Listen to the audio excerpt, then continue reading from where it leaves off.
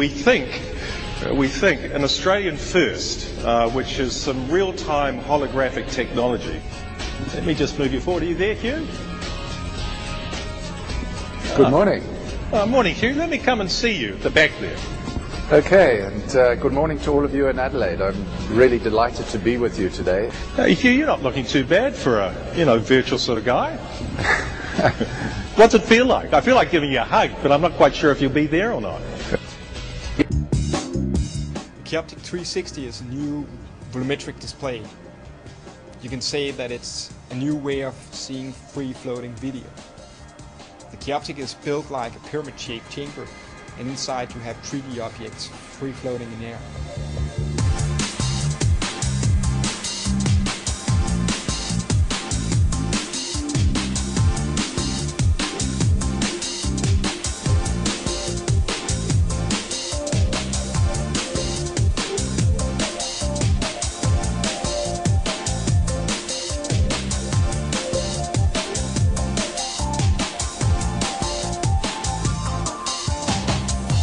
The best part of the Keyoptic is that you can see this free-floating video images from 360-degree angle. And it can either be film content or computer-animated content.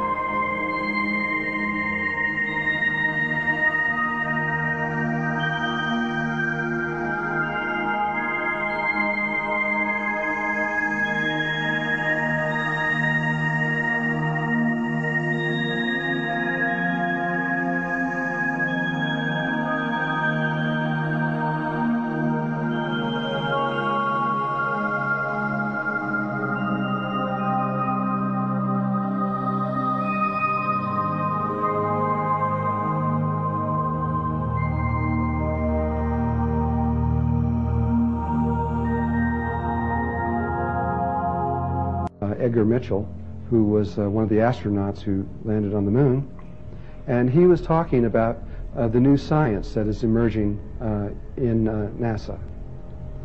And as some of you may know, the relativity as presented out by Einstein and the quantum physics, quantum mechanics that emerged later in that never really fit together.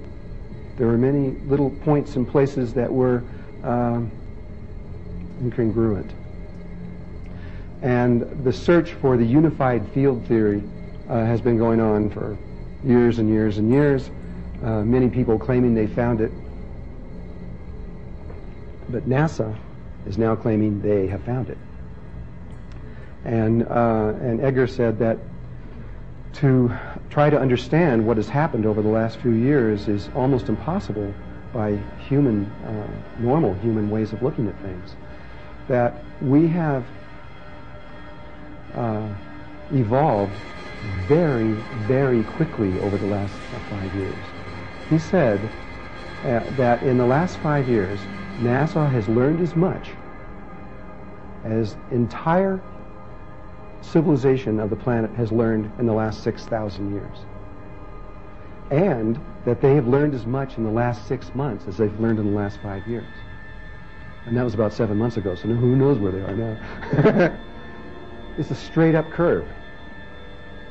And what they have found is that the human body is a holographic image of the entire creation of the universe. And that we live in a hologram. We literally live in a hologram.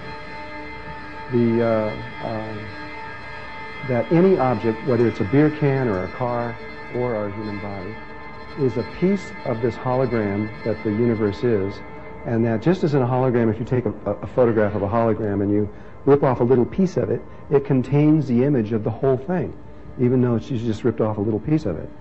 Well, your body, your physical body, is the same way. You are a hologram of everything. The location of Sirius and the entire star pattern out in space and everything that's out there can be determined from your body. And not only outer space and the depths of the macrocosm, but the same way on the microcosm going in. All of that is all contained within you, within your physical body. Your physical body contains this. And not only does it do that, but there's a reverse of it. Your physical body may be sitting in this room, but NASA says that it can be located anywhere in space or time. That you exist everywhere at once through time and space at the same moment. That's hard to imagine, but this is how the new science is perceiving the reality that we live in.